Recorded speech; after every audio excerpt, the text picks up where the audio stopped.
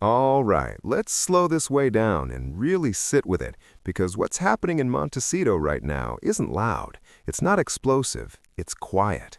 And quiet is usually how the real damage happens. Picture this, early morning in California, the kind of soft light that makes everything look calm even when it absolutely isn't. As of 8:47 a.m., longtime staff at the Riven estate were told their contracts wouldn't be renewed past February. No severance, no warning, no sit-down conversation, just a carefully worded line about changes in household operations, and that was that. If you've ever been let go suddenly, you know how that feels. That hollow pause where you realize something big is shifting, and no one's going to explain it to you. Neighbors noticed unfamiliar black SUVs rolling in and out, not the usual pattern, not the usual people, and insiders are already saying this isn't restructuring, it's dismantling. One security source put it bluntly, this isn't a shuffle, it's teardown mode. And here's where it stops being tabloid noise and starts feeling like a reckoning. Because this all traces back to four words that landed like a hammer. Sell the house. 3 days ago, there was a call, not scheduled, not announced, not briefed afterward, a transatlantic video call between Prince William and Prince Harry that palace calendars now refer to only as the closed call. No aides, no advisors, just the two of them, brothers, and a financial emergency.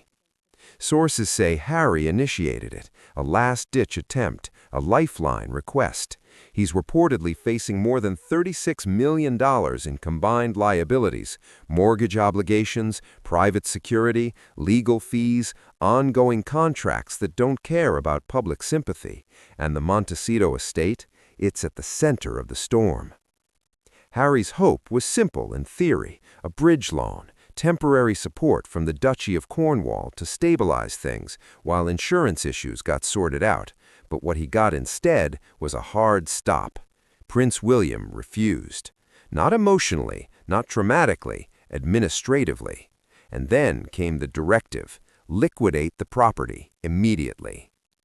What triggered the panic wasn't a headline, it was paperwork. At exactly 10:30 a.m. on Tuesday, a certified letter was signed for at the service entrance of Riven. Homeowners insurance, non-renewal, policy lapsing at midnight Friday due to wildfire zone reassessment. Now, in normal life, that's a nightmare, but not the end of the world. In high-value California real estate, though, different rules. Under the terms of Harry's $9.5 million mortgage, a lapse in insurance automatically places the loan in technical default. No missed payment required. The lender can move straight to foreclosure proceedings. That's the moment Harry picked up the phone. William, now holding full control of the duchy since 2022, reportedly logged in to the internal audit system to assess the request, and what he saw wasn't just bad, it was bleak. The Montecito property was bought in 2020 for $14.65 million. Since then, an estimated $48 million poured into renovations, landscaping, furnishings, upgrades that feel luxurious but don't translate into resale value. Add to that the burn rate, roughly $245,000 a year in property tax, over $300,000 in armed security, 6 figures in utilities and groundskeeping, insurance premiums that were already climbing before cancellation, private maintenance reserves. By the time William reviewed the numbers, the conclusion was brutal. This isn't a home, it's a liability with a driveway, he reportedly said. Now pause here because this part matters. William's refusal wasn't personal vengeance, it was institutional survival. The Duchy of Cornwall isn't a royal credit card, it's a publicly accountable estate funding agricultural programs, conservation, public projects across the UK. A secret bailout for Harry wouldn't just break policy, it would invite parliamentary scrutiny. And once you open that door, you never close it again. One advisor summed it up simply, if you bail him out once, you're obligated forever. Harry tried everything, emotional appeal, PR risk, even the argument that his collapse would reflect badly on the crown.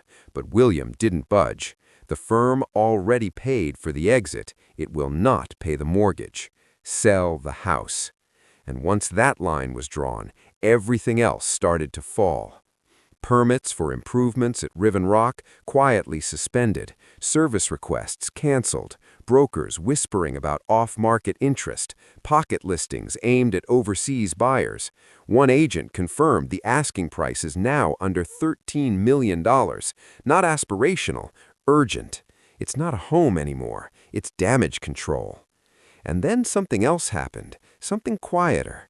Tyler Perry's security team left. For 3 years, Perry wasn't just a celebrity friend, he was the safety net, the jet from Vancouver, the Beverly Hills refuge, the private security detail, the godfather role that symbolized loyalty. According to insiders, the cost of protection, logistics, and transition in those early months exceeded $6 million, some reimbursed, some not.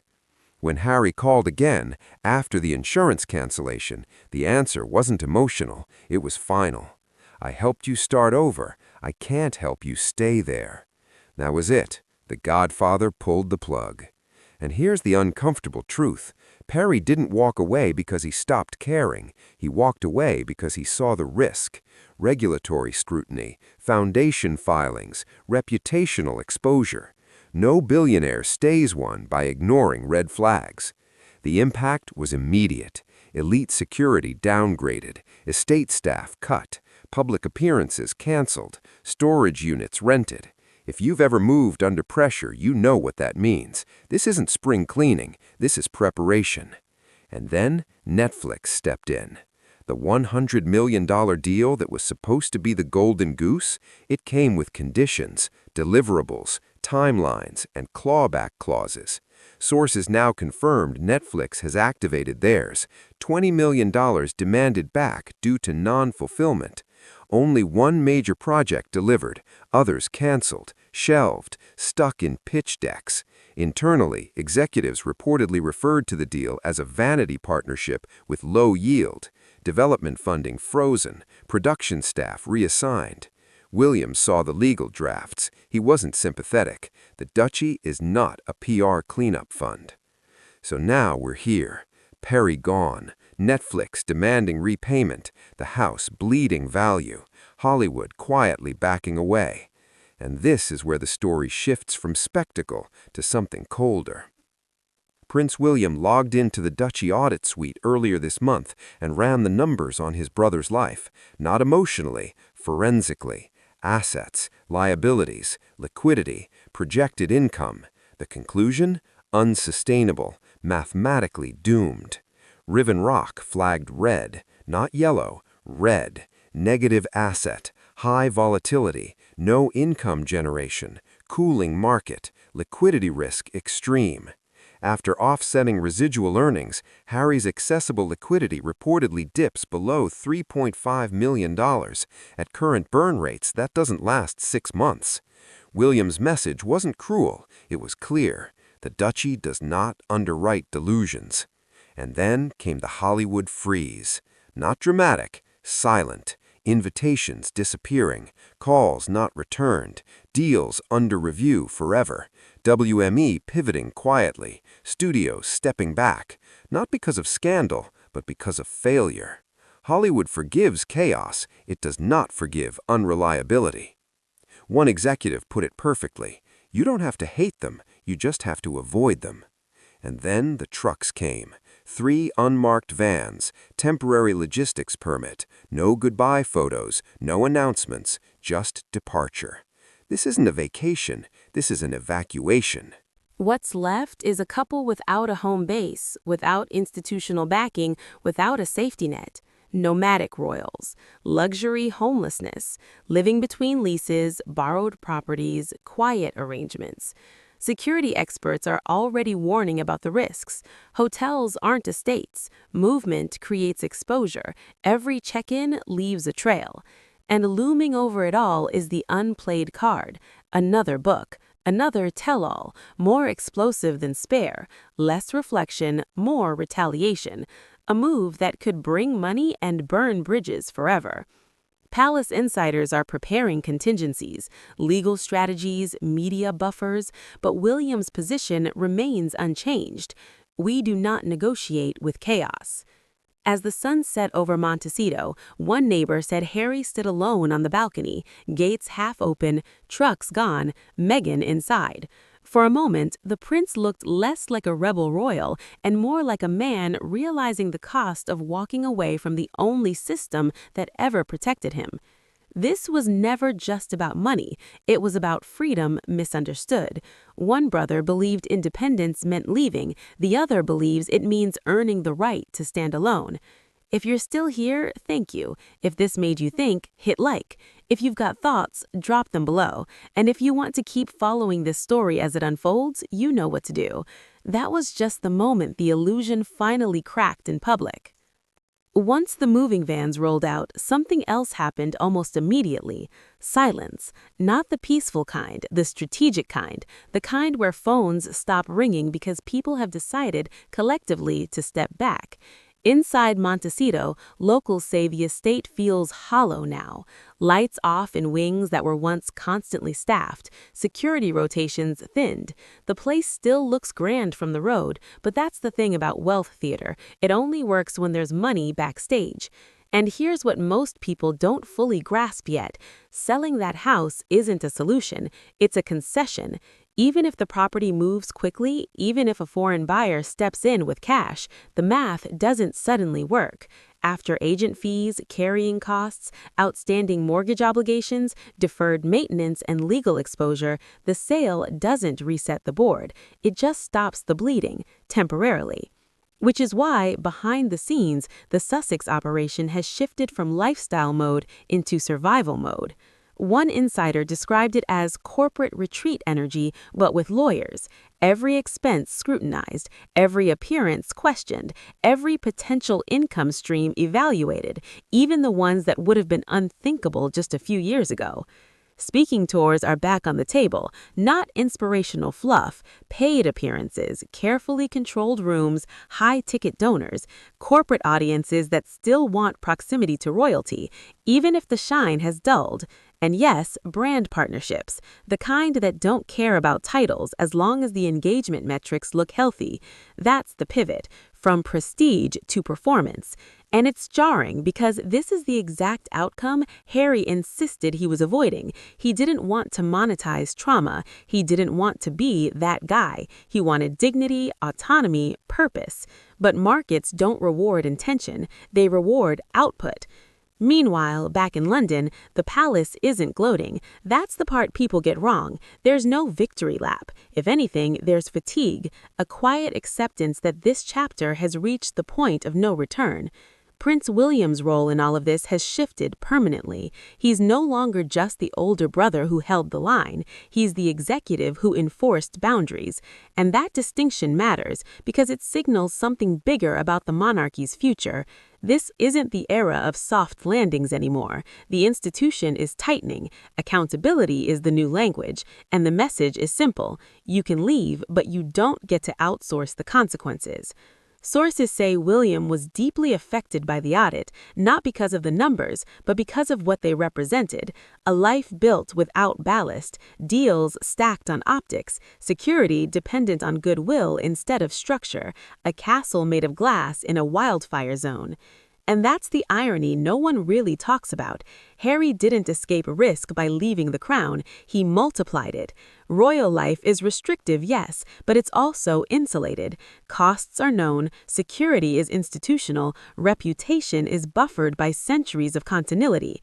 Outside that system, every mistake is personal, every contract unforgiving.